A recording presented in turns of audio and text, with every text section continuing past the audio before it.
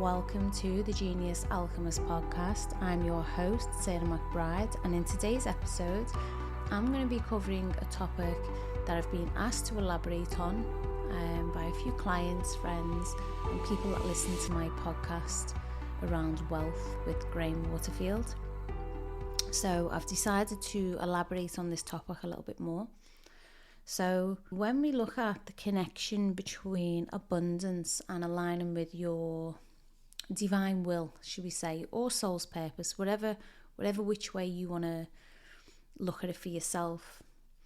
But it's about the abundance and how abundance is our birthright ultimately, but also how it transcends the material wealth, and it can even move into depths of joy, love, meaningful connections. So abundance is not necessarily tied particularly to money and financial wealth, but we will be exploring that today as well. So I'll be talking about the programming we inherit, often steering us towards scarcity and limiting beliefs, and knowing the difference that our true essence, which is that's guided by the soul or our higher self, is expansive, it's limitless. Whereas the lower self, the ego, is driven by the need for safety, and it can subtly influence us to resist wealth or even associate it with negative connotations. And also that comes right the way down our ancestral lineage. So depending on your parents and their parents and the upbringing that they've had, so their views and what they perceive, and then how they pass that down to you. So we'll look into that, but it's also, what I also want to discuss is how it's crucial to distinguish abundance from simply an accumulation of wealth to abundance which encompasses the richness that's found in joy, love, family, the experiences, all of those things that transcend the material world. And as we embark on this journey to attract and accumulate more wealth, it's about how we align with our path and our purpose in accordance with God's will. So, give you an example, are we making a positive impact on the planet with our wealth? Or are we simply contributing to greed and conflict that's already in existence? So, for example, it's important to understand or even explore the deeper meaning behind our motivations for wealth accumulation. So, asking yourself the questions, am I aligned with a path or a purpose? Is it my soul's destiny? Because knowing that there is something beyond self, the ego, the lower self, means that we can step into our full power. And it's actually key to stepping into our full power, because it's key to owning all aspects of who we are. So by doing this, it ensures that our pursuit of abundance is in harmony with God's divine plan. So our path, our purpose, our soul's destiny is higher than us. It's something beyond what we can conceive. So the lower self, which is driven by fear or scarcity, unless there's a certain amount of inner work to overcome this and overcome the programs. So contrary to certain beliefs, poverty isn't inherently righteous. Although I have met more poor people that think it's more righteous to be poor than rich people that think it's righteous to be rich. And such notions as these are ingrained often through religion, spiritual teachings and disciplines, which encourage others to detach from wealth. So relinquishing any material possessions, any bondages or any bindings to anything of the material world, because they perceive it as more righteous, but also inadvertently relinquishing your personal power in the process. And by doing that, you're actually leaving it in the hands of those that may not use it for positive purposes, or moving into the dark arts, should we say. So particular dark acts upon the world, war, greed, because it's very clear that money and power go hand in hand. Money is attracted to power. So the more you are in your personal power, the more wealth that you will accumulate. And we can see this by how the richest people in the world are the most powerful. But it's looking at the level of personal power that you have and how you've accumulated that. Because a lot of people can steal other people's power. So as we discussed in the last podcast, are you giving your power away? People can steal your power and you can give it away inadvertently. And because of this, that leaves us that little bit more out of power and subsequently moving towards more poverty. And the irony is, once you've given your power away and you don't see the opportunities, you don't see the abundance that's around you either. So then that can keep people trapped in this program, this matrix of unable to move out into a state of power, unable to even attract a certain level of abundance to be able to survive. So we have to look at the power play that goes hand in hand. And then we have to look at how are we accumulating wealth and how are we accumulating power. We can accumulate power simply by asking ourselves where we give our power away in life. What people, who do we avoid? What situations are we avoiding? What parts of ourselves are we avoiding? Is that health? Is it a relationship? Things that we know aren't in alignment with our highest and best self, but we stay in them. That's keeping ourselves in a disempowered state. So by looking at how we can bring our power back to self, we can then become more abundant. Whereas right now it's very evident that there's a power play going on the planet, and it's not necessarily a good one. And there's definitely dark forces, and although we live in a dualistic reality and we have to have polarity of the light and the dark, we can also see that what's going on right now on the planet is driven by more of people's shadows.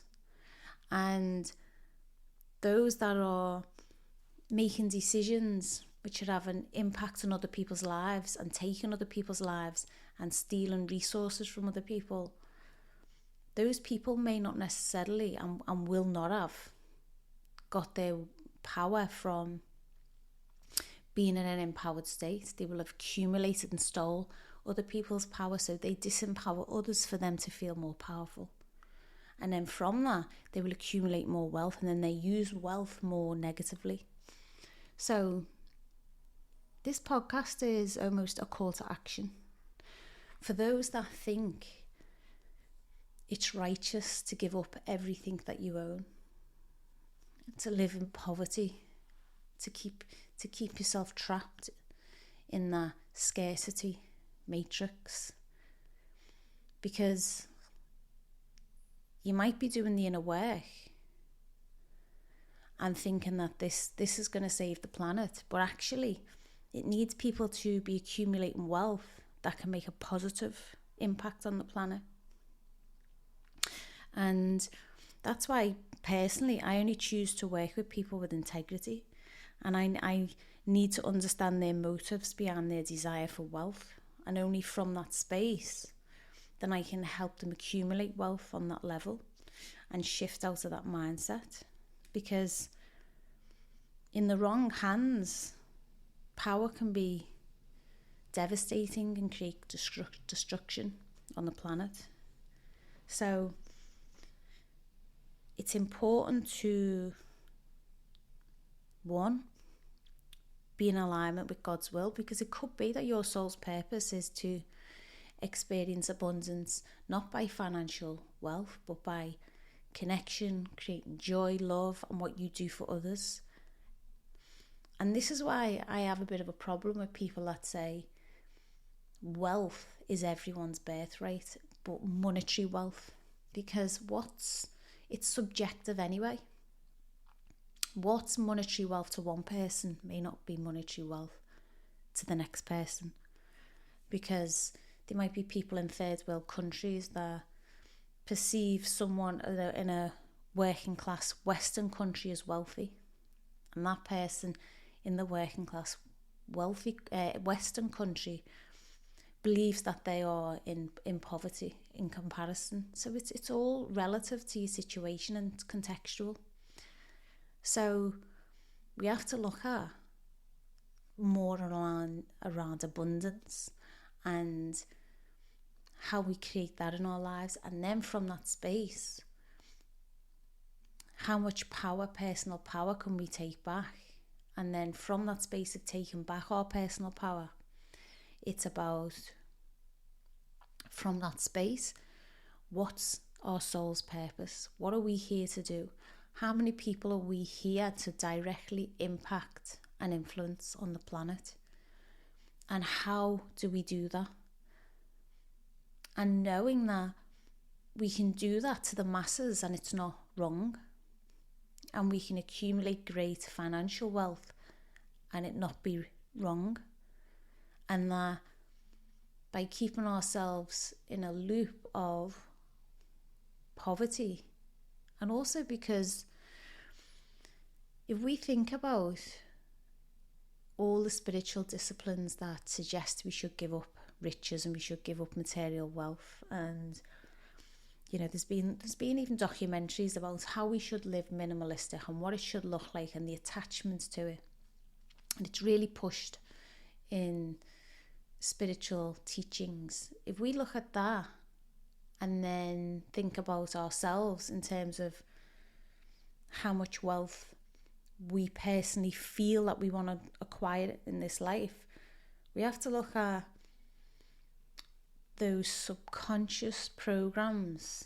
that suggest if you accumulate this wealth, then you're not a good person. If you accumulate this wealth, then you must be doing bad work and not good work. Because even things like, there's teachings in the Bible that it's easier for a camel to get through the eye of a needle than a rich man to get into the kingdom of heaven. So basically, damnation if you accumulate wealth. Now, we can be conscious, but if these programs are permeated right the way down through our lineage, and whether you're spiritual and you're not religious, Christianity is huge. So we have to look at our ancestors and what they believed in. And it literally gets encoded in our DNA. It's not something that we just pick up on through childhood. And even though in our childhood stages, especially between the ages 0 to 7, we're in that theta brainwave state, and we're in a hypnotic state where we're open to suggestion, and we become carbon copies of our parents and we mimic what their beliefs are. They're usually just operating on their parents' beliefs and their parents and their parents and so on. But it takes one person to break that pattern by becoming more conscious to what's going on. So it can literally be held in the DNA, and even modern research in epigenetics proves that these behaviours can be passed down, and then those behaviours can switch something on that then says, okay, I'm going to act in this way accordance with how my parents and how my lineage acted, my ancestors. So what I believe to be true is that we all have soul groups, and we all have a soul monad, and within our soul group, our soul monad, we all or of a similar frequency and vibration, and we're all working to get to the next level. That means that irrespective of what's acted out in this lifetime by your siblings and your parents, inherently on a soul level, you are all at a specific type of a level of advancement, which means that if you're here to do good work, if you're spiritual, if you are, and when I say spiritual, we're all spiritual because we have a spirit that lives in a body, so obviously we're spiritual. But if you act in accordance with spiritual disciplines, then your parents, your siblings, your ancestors, they will have had that same view on some level, even if they're not aware of it in this lifetime. So then, in past lives, you could have been that person that gave up all of those riches and renounced all of those riches and wealth, because we were forced to do that many years ago in spiritual disciplines. Your ancestors could have. So them oaths and vows, that gets tied into your bloodline and that gets passed down. So unconsciously you're operating from that space and you think it's you. You think it's the divine will. You think that it's God's will. You think it's your soul's purpose. But actually it's your ego. That programmable self, the brain that's programmable, because the spirit isn't. So we have to look at what we're giving away to others in terms of our power. We have to weigh that up with the stories that we tell ourselves, because those stories are usually passed down stories and they're not ours. So again, that's giving up your power. When we're allowed to be programmed by someone else, we're giving over our power. So these are all traps. These are all traps that keep you from thinking that you can accumulate abundance or financial wealth. Because as I talk about wealth, we can apply the same principles to abundance. People believing that they shouldn't be happy, shouldn't be joyful. People having unconscious beliefs that they need to work really, really hard to accumulate any kinds of wealth, or to just be loved and accepted by others. Again, that can be a program that's passed down through the lineage. So what we really need to be looking at is, are you indoctrinated, and do you know you're indoctrinated? And many people that I work with, to break them free of this trap of poverty mindset, there's some deep unconscious beliefs. If I get to accumulate an arbitrary number of £1 million, then that means I must have to do bad things to get that. And they're the kinds of beliefs that people have. Money is bad. I had someone on a course a few years ago who told me categorically that money is evil and it's the root of all evil. Again, another spiritual saying. I asked him why. His mate was killed because of money, and I'm like, that's greed. That's greed. It's the root of evil. That's got nothing to do with money. Money is just an energy, a universal energy. And as we align more with that energy, we know that we're aligning more with a higher purpose. We're coming from that place. But if we're aligning with that energy through disempowering others, then we know that that's not in alignment with God's will, and that's not our true soul's purpose.